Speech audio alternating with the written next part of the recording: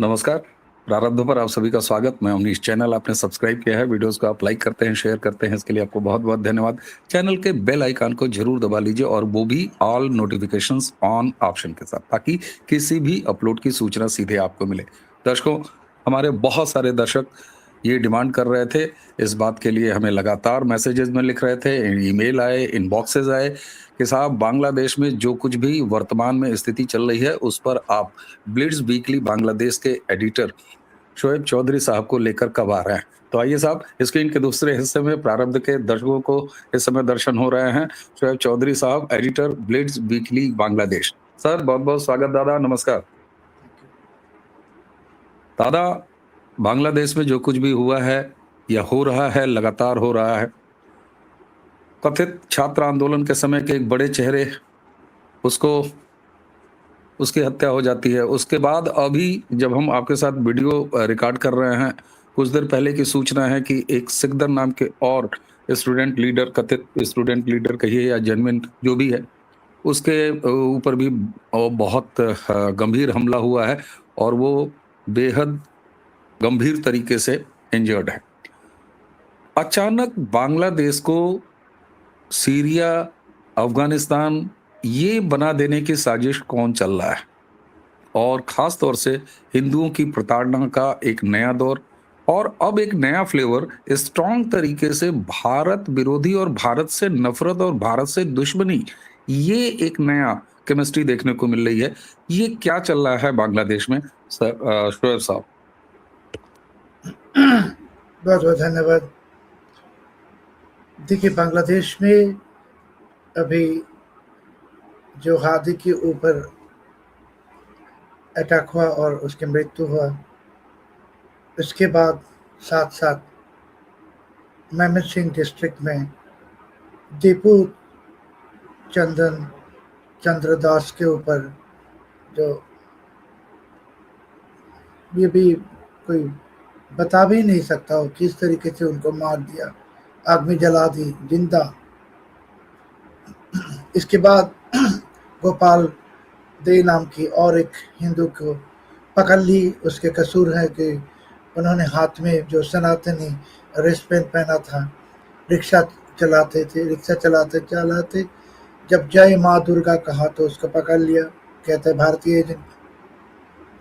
और आज मुतालिब सरकार के ऊपर जो अटैक, ये सब के साथ बांग्लादेश के दो front breaking newspaper, Daily Star, Prothom Alo, जो एंटी इंडिया है, जो यूनुस के प्रोपेगेंडा करते थे, जो यूनुस को तख्ते पे लाए भी, और ये प्रो पाकिस्तान भी है। सो ये दो न्यूज़पेपर की दफ्तर में भी अटैक हो गई। इसके साथ साथ छायानट, एक कल्चरल सेंटर, इसमें अटैक हुआ। उदयची में अटैक हुआ। बांग्लादेश की शिल्पकला अकेडमी इंडेफिनिट पीरियड के लिए बंद कर दी। और आज अभी मैं देख रहा था कि हमारे नेशनल प्रेस क्लब में कोई जिहादी गए कि पत्रकारों को चेक कर रहा है कि इनमें से कौन कौन भारतीय हैं और कौन कौन हिंदू है। मैं ये वीडियो किसी वक्त के बाद पोस्ट करूँगा ट्विटर पे। सो हालत कैसे है 1971 में, जब हमारे साथ हमारे पाकिस्तानी दुश्मनों की जंग चल रहा था, उस वक्त जैसे हालत थे बिल्कुल ही वैसे हालत। सो आप उस्मान हादी की जो अटैक और बाद में उसकी मृत्यु, दीपू चंद्र के ऊपर अटैक, उनको ऐसी तरीके से उनको खून करना और बाकी सारे क्रोनोलॉजी, ये सब के पीछे पाकिस्तानी आईएसआई है, यूनुस है। आज ही अभी किसी वक्त पहले यूनुस के ही नेशनल सिटीजन पार्टी के एक लीडर नहीद इस्लाम, वो उस्मान हादी के शरण में एक डिस्कशन थे। उस डिस्कशन में उसने कहा कि उस्मान हादी के खून या ये अखबार के दफ्तर में जो अटैक, इसके पीछे ये सरकार के ही अंदर के कोई इन्फ्लुएंशियल लोग इन्वॉल्व हैं। साफ हो गया, यूनुस के लोग ने ही कहा, मैंने तो नहीं कहा। सो ये पाकिस्तानी आईएसआई यूनुस दोनों मिलके अभी खून खराबा शुरू की, हिंदुओं के ऊपर अत्याचार बढ़ा दिया, क्योंकि 12 फरवरी जो चुनाव की बात यूनुस कर रहा है, अगर वो चुनाव होते अगर चुनाव होते सॉरी अगर चुनाव होते तो इस चुनाव में बीएनपी पावर में आ जाते, यूनुस तख्ते पे नहीं रह सकेगा। मगर पाकिस्तान को चाहिए यूनुस, क्योंकि यूनुस उसके गोद के कुत्ता है। और इसके लिए वो इलेक्शन की डेट, इलेक्शन तो होगा नहीं, इलेक्शन को टालने के लिए और देश को और भी अस्थितिशील करने के लिए अब देखेंगे आने वाले दिनों में ऐसे खून खराबा चलेगा जैसे पाकिस्तान में होता है रोज़ाना। आप जानते हैं पाकिस्तान के शहरों में रोज़ाना इस तरीके का खून खराबा चलता है। वैसे ही एक खून खराबा। और सबसे बड़ी जो बात है कि उस्मान हादी की जो हत्या हुआ, इसके बाद ही यूनुस ने कैदी हत्या का हथियारी भारत चले गए। अभी आज के दिन इन्वेस्टिगेटर क्या कह रहे हैं कि इन्वेस्टिगेटर कह रहा है कि हत्याकारी कहाँ है, अब तक उन लोगों को पता ही नहीं चला। इनफैक्ट हत्याकारी कौन है ये भी पता नहीं है, क्योंकि हत्याकारी कौन है तो यूनुस जानता है, पाकिस्तानी आईएसआई जानते हैं। इसके लिए ये सब नाटकबाजी चल रहा है, बांग्लादेश को डिस्टेबलाइज करके इलेक्शन की डेट को टाल देने।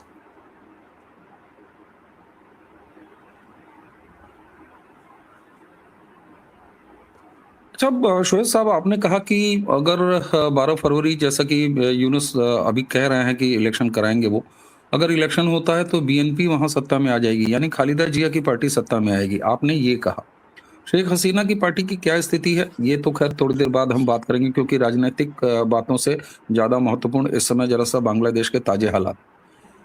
क्या पाकिस्तान की इतनी बड़ी से हो गई है बांग्लादेश में? और यूनुस तो ये कहे जाते थे कि वो डीप स्टेट और अमेरिका, उन्होंने लाके, विदेशी फॉरेन एजेंट्स ने लाके उनको वहां प्लेस किया है। तो क्या पाकिस्तान ठेकेदारी कर रहा है किसी की? आखिर पाकिस्तान की इतनी बड़ी से बांग्लादेश में कैसे हो गई साहब?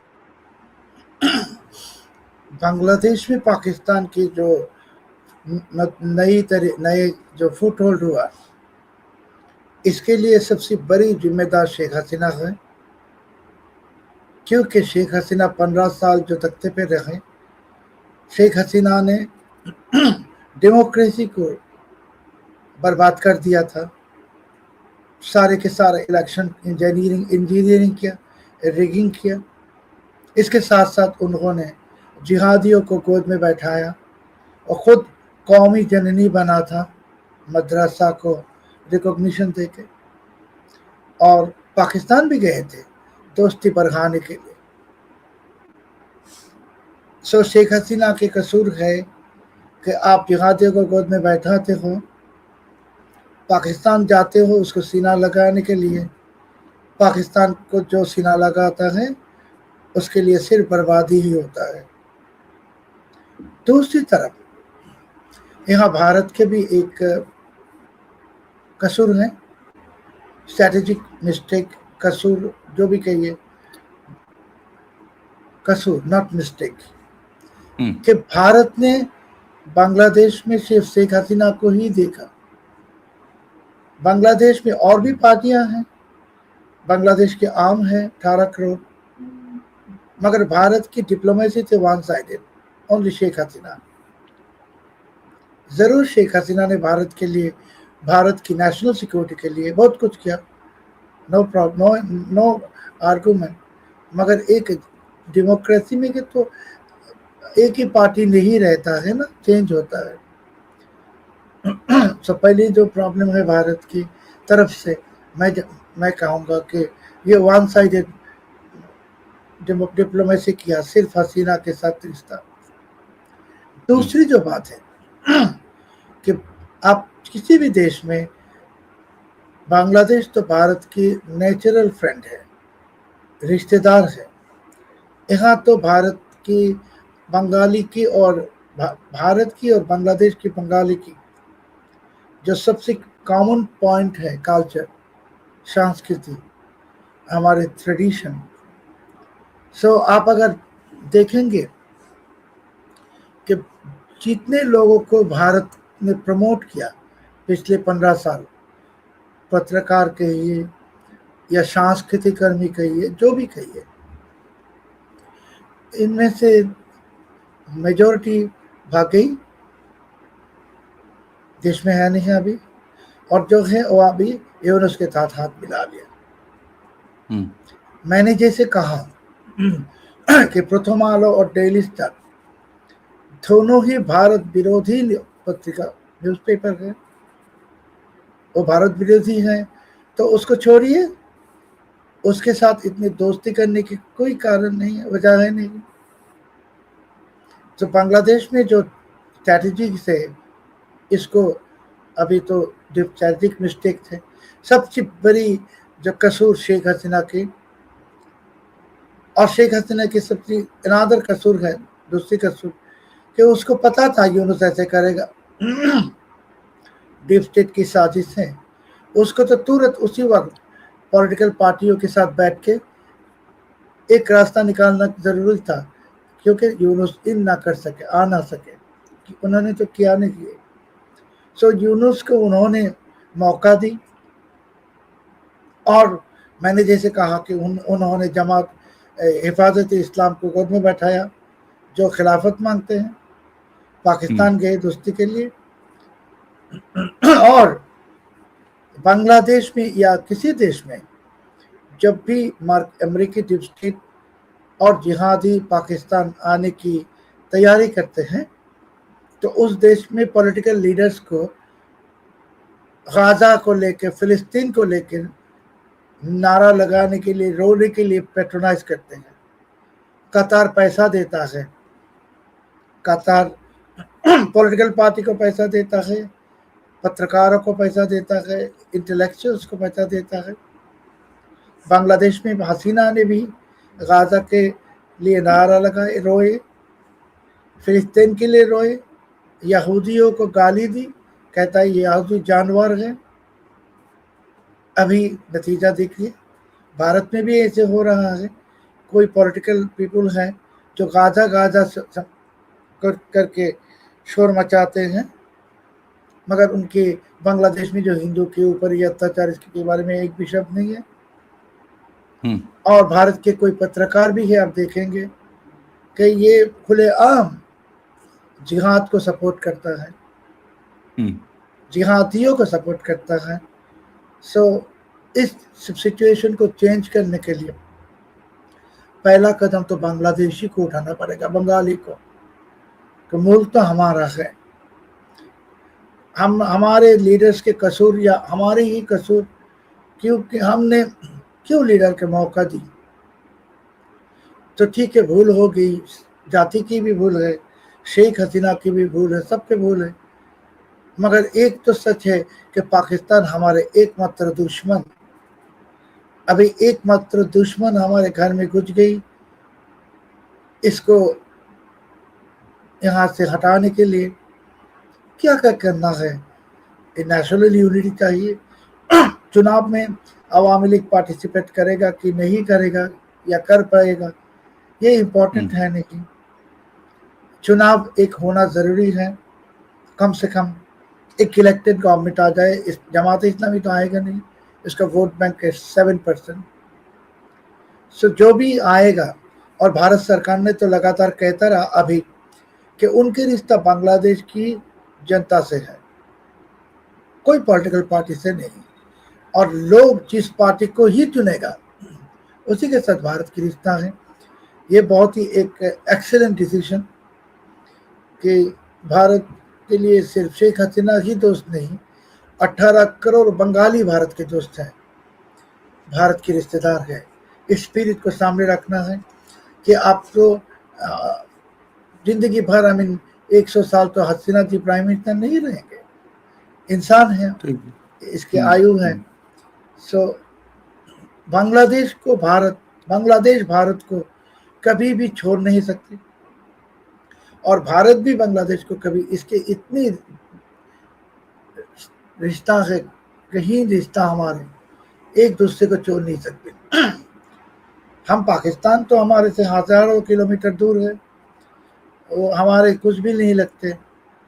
तो अभी हमारे रियलाइजेशन की वक्त है, जाति की रिकॉन्सिलिएशन की, कि हमने जो भूल की, जो गाजा किया, फिलिस्तीन किया, पाकिस्तान गए दोस्ती भरगाने के लिए, ये सब हमारे गलती थे, और उस गलती के नतीजा ही अभी ये देश पिछले 17 महीने में बर्बादी की एकदम लास्ट स्टेज में आ गए।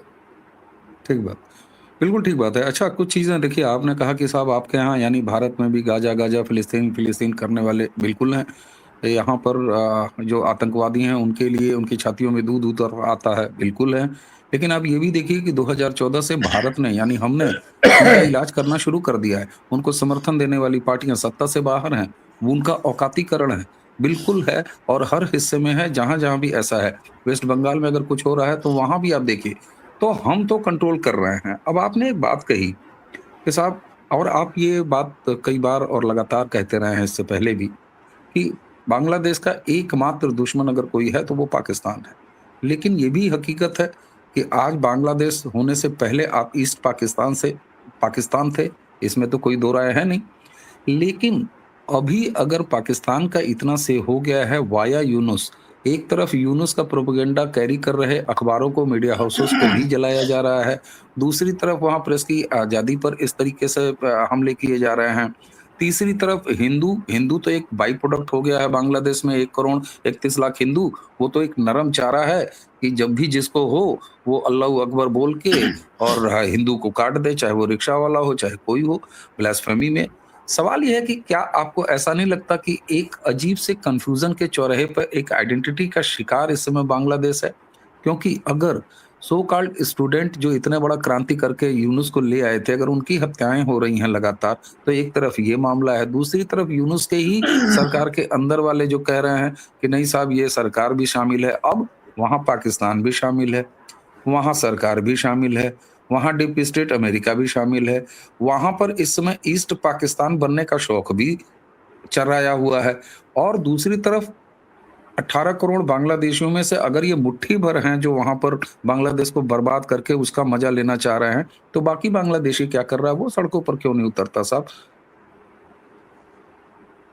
देखिए, आपने जो सवाल पूछा बहुत ही लंबा है। मैं एक छोटा करके जवाब देता हूँ कि ये जो जेन जी वगैरह कहते हैं डीप स्टेट के पैसे खाते हैं, और पाकिस्तान आईएसआई, पाकिस्तान क्या है? पाकिस्तान के डिफेंस मिनिस्टर ने कह दिया था स्काई न्यूज़ को कि अमेरिका की, यूरोप, ब्रिटेन की जितने डाटी वर्क है वो हम कर देते हैं। सो पाकिस्तान है अमेरिकी डीप स्टेट के गुलाम, और उनके लिए काम करता है। अभी पिछले साल की जो तख्ता पलट, तो पिछले साल हुआ नहीं, ये सालों तक ब्रेन वॉशिंग हुआ, सालों तक यूनिवर्सिटी में पैसा गया डीप स्टेट की, सालों तक अखबारों में पैसा गया, सारी जगह पे गई। मगर मैंने आपके एक शो में शायद कहा था कि अमेरिकी डीप स्टेट, एक जरा बैकग्राउंड में ले जाओ। ओसामा बिन लादेन को किसने पैदा किया? अमेरिका ने किया। ओसामा बिन लादेन की पहली जो परिचय थे मुजाहिद, यानी अमेरिका के दोस्त, सोवियत यूनियन के खिलाफ लड़ने के लिए। बाद में वही ओसामा बिन लादेन को अमेरिका ने दानव बना दिया, बना के ख़त्म किया। गद्दाफी को किया, सद्दाम हुसैन को किया। ये सब सारे के सारे अमेरिकन फ्रेंड्स थे पहले।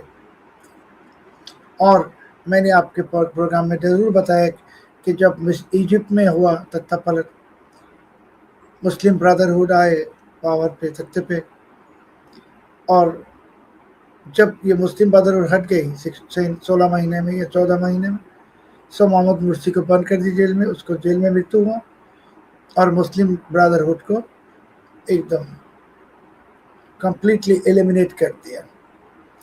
बांग्लादेश में जिहादी तख्तापलट अमेरिका ने किया। क्यों किया? कि बांग्लादेश के अंदर कितने जिहादी है, आतंकवादी है, इसके चेहरे को सामने लाने के लिए ये जिहादी समझे नहीं, सो चेहरे सामने आ गए। Mission accomplish. अभी क्या है? फेज टू क्या है? एलिमिनेशन। हादी से शुरू हुआ। अभी कौन कर रहा है? आज मैंने कह दी पहले ही कि अमेरिकन डीप स्टेट के लिए कोई काम करता है, गुलाम है पाकिस्तान के नहीं तख्ता पलट करके ये सब किया लफड़ा से 17 महीने। अभी पाकिस्तानी ISI ही एक एक करके खून करेगा, फाइनली एवं उसको भी करेगा। देखिए आपने जो पैटर्न ऑफ मर्डर देखा हादी का, और ये मुतालिब सिकदार अभी तो खून नहीं हुआ, मरा नहीं है, अटेम्प्टेड पैटर्न देखा है आपने, यहाँ गोली मार दी। Very professional killer. यस, ये प्रोफेशनल किलर बांग्लादेश में है नहीं, ये प्रोफेशनल किलर है पाकिस्तान में। जो एकदम यहाँ लगाना निशाना इतना आसान है नहीं, सो वही लगा, एक ही जगह पे लगाता है। हादी को जहाँ लगाया, मुतालिब सिकदार को भी उसी जगह पे लगाया। मीनिंग जो हथियारी है, खूनी है, शायद एक ही है या एक ही ग्रुप है। और पाकिस्तानी ISI आने वाले दिनों में 22 तारीख आप देखेंगे और भी हत्या करवाएगा। और करते करते, बिकॉज अमेरिका ने अभी समझ लिया कि चलो 17 महीने में बांग्लादेश से जितने लूटना था वो लूट लिया। अभी लूट के जिसको देख के ये काम करवाए बांग्लादेश में, उसको ये उनके जो पाकिस्तान जो अमेरिका डीप स्टेट के गुलाम है, नौकर है, इसको देखिए अभी सफाई प्रोजेक्ट शुरू हो गया, क्लीनिंग प्रोजेक्ट। हादी, मुतालिब सिकदार और भी होगा, देखेंगे आप। और इसके बीच में एक औरत थे NCP के, वो भी आत्महत्या कर ली। आप जानते हो कि आप जानते हैं कि प्रोफेशनल किलर यहाँ भी गोली कर सकता है, आपको मार के वहाँ झुला के भी रखता है, आत्महत्या दिखा देता है, बहुत सब कुछ उसके लिए। सो बांग्लादेश में अभी यूनुस के लिए भी एक नतीजा अभी US डीप स्टेट ने तैयार की। और जो नवाज शरीफ के पास यूनुस बैठता है, चाय पीता है, सीने लगाता है, वही नवाज शरीफ, वही मुल्ला मुनीर यूनुस को बर्बाद करेगा। और आपके ये शो को ख़त्म करने से पहले मैं एक छोटा सा इंफॉर्मेशन शेयर करना चाहता हूँ कि हम लोगों ने देखा कि डोनाल्ड ट्रंप मुल्ला मुनीर को ले गई वाशिंगटन व्हाइट हाउस में, खाना खिलाया, हमारे गुस्सा आया, आपका भी आया। अभी खाना खिला के पहले तो पाकिस्तान में जितने बिजनेस करना था वो हाथ कर ली, और अभी मुल्ला मुनीर को प्रपोजल देगा ट्रंप 2-3 दिन में कि पाकिस्तान से 8000 सोल्जर्स गाजा में भेजो ताकि वो हमास को एलिमिनेट करे। तो पाकिस्तान देना पड़ेगा जरूर। ट्रंप के खाना खाया, नमक खाया, तो मुल्ला मुनीर अभी तो क्या करेगा, भेजेगा 8000 भेजने के बाद हमास को मारेगा। और पाकिस्तान के अंदर जितने प्रो हमास जिहादी के लश्कर तैयबा, जैश मोहम्मद, अभी ये सुसाइड स्क्वाड अभी 10 है तो 1000 होगा। इससे पाकिस्तान भी बर्बादी के लास्ट चैप्टर में है। आप देखेंगे कि आप कहेंगे कि ट्रंप बिजनेस करने के लिए गए, ट्रंप बिजनेस करने के लिए नहीं गए।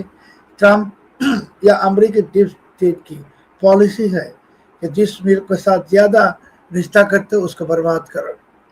ठीक बात। भारत के साथ इतना ज़्यादा रिश्ता है नहीं। नरेंद्र मोदी जी किसी के सामने झोंकते नहीं। ट्रंप ने जो प्रेशर डालने की कोशिश की, ये प्रेशर को इंडियन ओशन में लात मार के फेंक के उन्होंने रशियन प्रेसिडेंट को इज्जत दिया, रिसीव किया, बिजनेस कर रहे। इंडिया का पॉलिसी सिंपल, आओ तो दोस्ती के लिए आओ, मगर हमारे साथ कोई आप दिखाने की कोशिश मत करो। तो पाकिस्तान को देखेंगे आप, दुआ कीजिए कि पाकिस्तान 8,000 सोल्जर भेजे, ऑफिसर्स भेजे, उनके सेना है, अभी किराए पे जाते हैं। सऊदी अरब में गया पाकिस्तानी सोल्जर, और अभी गाजा में जाएगा हमास को मारने के लिए, और उसके बाद ईरान भी पाकिस्तान को मारेगा, जिहादियों भी पाकिस्तान को मारेगा। और पाकिस्तान, मैंने एक ट्वीट किया था पिछले साल, शायद आपने देखे होंगे, कि 2027 तक पाकिस्तान नाम के कोई देश ही नहीं रहेगा। आप देखेंगे, ये हमने लिखा था। बिल्कुल बिल्कुल, ये आपने लिखा था। चलते चलते एक सवाल मैं छोटा सा और पूछना चाहूंगा आपसे। 1,31,00,000 हिंदू क्या इतने नरम और मुलायम चारे हैं कि जिन्हें जब जो चाह रहा है बांग्लादेश में कर दे रहा है? क्या अब इसका कोई अंतिम समाधान 1971 जैसा? क्योंकि हमारे यहाँ लोग कहते हैं कि भाई सीए कानून है, और सीए एक्ट ये सरकार हमारे यहाँ भारत की लेके इसीलिए आई है कि दुनिया के किसी भी हिस्से का हिंदू अगर प्रताड़ित है, उसका अगर वहां पर कष्ट हो रहा है उसको, तो वो भारत की नागरिकता ले सकता है, क्योंकि बाय डिफॉल्ट भारत ही एकमात्र ऐसा देश है पूरे दुनिया में जो हिंदुओं का मूल स्थान है। तो 1,31,00,000 हिंदुओं को कभी किसी को जला देना, कभी किसी की हत्या कर देना, अभी पिछला दौर देखा, फिर शुरू हो गया। आखिर क्या अंतिम हल है इसका? लोग कहते हैं कि अपने यहाँ बुला लो सबको, सीए है ही है। नो, ये तो भूल है, गलती है। क्यों बांग्लादेश के हिंदू को आप बुला के ले जाएंगे? 30 लाख जो शहीद हुआ 71 में, वहाँ 90% हिंदू थे। 27 लाख हिंदू, 5-6 लाख माँ बहन में। दादा काटे भी तो जा रहे हैं, मारे भी तो जा रहे हैं, जब तब देखिए। मैं खत्म करता हूँ, पहले सुनिए मेरे बात। जो 5-6 लाख माँ बहन में 84% हिंदू थे। अभी हिंदुओं को, भारत को डायरेक्टली हिंदू को सपोर्ट करना पड़ेगा। हिंदू के ऊपर कोई हाथ उठाएगा, कोई उंगली उठाएगा, आपके पास बहुत कुछ है, 2-3 भेजो बांग्लादेश में, ब्रह्मा भेजो या कुछ भी भेजो, छोटा भी भेजो, भेज दो। वैक्सीन चाहिए इन लोगों को, जिहादियों को। सो भारत ने पाकिस्तान को सबक सिखाया ऑपरेशन सिंदूर के समय, अभी बांग्लादेशी जिहादियों को सबक सिखाने की वक्त आ गई। अभी भारत कुछ कर रहा है स्ट्रेटेजिकली, जैसे कि अभी ये हमारे दीपू चंद्र दास की हत्या के बाद अब देख रहे दुनिया में आवाज़ उठ रहा है, और भी बढ़ेगा। और आवाज़ उठते उठते ये एक जगह पे जाएगा जहाँ भारत शायद कुछ करेगा। बांग्लादेश में हिंदुओं की प्रोटेक्शन के लिए जो कुछ करना जरूरी है भारत को करना है, इनको ले जाना नहीं है यहाँ इज्जत के साथ। और भारत में जितने हिंदू चले गए 1947 से लेकर आज तक, उसका संख्या तो 4-5 करोड़ से भी ज़्यादा, 10 करोड़ 15 करोड़। उनको भी पूछिए कि तुम बांग्लादेश वापस जाना चाहते हो तो भारत प्रोटेक्शन देगा, जाओ। बांग्लादेश की हिंदू जनसंख्या को 8% से फिर से 35% में ले जाइए, भेजिए। आप नहीं ले जाइए, आप भेजिए, भेज के 35% हिंदू पॉपुलेशन कर दीजिए, और हिंदू पॉपुलेशन को फुल सपोर्ट दीजिए उनके बच्चे की पढ़ाई लिखाई के लिए, उनके करियर के लिए। जाते 10 साल के 20 साल में हिंदू ऐसे एक जगह पे चले जाए बांग्लादेश जहाँ आप हिंदू को कुछ भी नहीं कर सकते। सो सोल्यूशन ले जाने में नहीं, सोल्यूशन भेजने में। 1,30,00,000 ले जाना नहीं, 15 करोड़ भेजो बांग्लादेश में, 10 करोड़ भेजो हिंदू जो आना चाहते हैं। और आने के बाद उनके जो प्रॉपर्टी मुसलमान ने दखल किया था सब वापस लो, वापस लेके हिंदुओं को दे दो, हिंदू रहेगा यहाँ, भारत प्रोटेक्ट करेगा। Bharat is guardian, India is the guardian angel of every Bengali. और मैं कहता हूँ, गारंटी देता हूँ कि ऐसा होगा। बंगाली सपोर्ट करेगा भारत के डिसीजन को, क्योंकि बंगाली भी ये जिहादियों को नफरत करते हैं, और जिहादी जितने हैं, शक्ल देखिए, शक्ल से बिहारी लगते हैं हमें, स्टैंडर्ड पाकिस्तानी नहीं। तो इसके मैं एक बात शो में नहीं कहना चाहता हूँ, शायद इनके जन्मदात्री गए थे पाकिस्तानी किसी के पास, शक्ल से ऐसे ही लगता है। और बिल्कुल, उनके आपने जो कई बार इसको रिपीट किया, उनके जो आपने कई बार रिपीट किया। उनके जो नेचर है, खासियत है, वो भी पाकिस्तानी जैसा है। आप बंगाली में वो हमारे नेचर देखिए, इसके नेचर देखिए, डिफरेंट है। सॉल्यूशन इज बांग्लादेश को, हिंदू पॉपुलेशन को अभी बढ़ाना है, from 8% to 35%, problem solve. Shoaib साहब, आपने जो ये बात कही है, ये बहुत सारे लोगों को चौंकाएगी, लेकिन अगर देखा जाए तो बांग्लादेश की आइडेंटिटी बनाए रखते हुए और बंगाल के मतलब बांग्लादेश के हिंदुओं की संख्या बढ़ाना और बढ़ा के वापस जो मूल में थे 47 में, वहां तक लेके अगर आप चले गए, तो मुझे लगता है कि ये इस खित्ते में एक नया सॉल्यूशन आपने दिया है आज प्रारब्ध के इस मंच पर। दादा, आपने हमें समय दिया, आपने इतने व्यस्त और बांग्लादेश अस्त व्यस्त और आप व्यस्त, तो मैं 3 बार अलग-अलग जुमले इस्तेमाल कर रहा हूँ, इसके लिए आपको बहुत-बहुत धन्यवाद। और दर्शकों, आपको ये चर्चा कैसी लगी, ज़रूर बताइएगा, और शोएब साहब से आगे अगर कोई हम चर्चा का अवसर पाते हैं, तो किस तरह के प्रश्न इनसे पूछे जाएँ, कौन से बिंदु इनके सामने रखे जाएँ, ये भी बताइएगा। चैनल को आपने सब्सक्राइब किया है, वीडियोज़ को आप लाइक करते हैं, शेयर करते हैं, इसके लिए बहुत-बहुत धन्यवाद। और हाँ, चैनल के बेल आइकन को ज़रूर दबा के रखिएगा। तो आज की चर्चा यहीं समाप्त करते हैं, ब्लिट्ज वीकली बांग्लादेश के एडिटर शोएब चौधरी साहब से।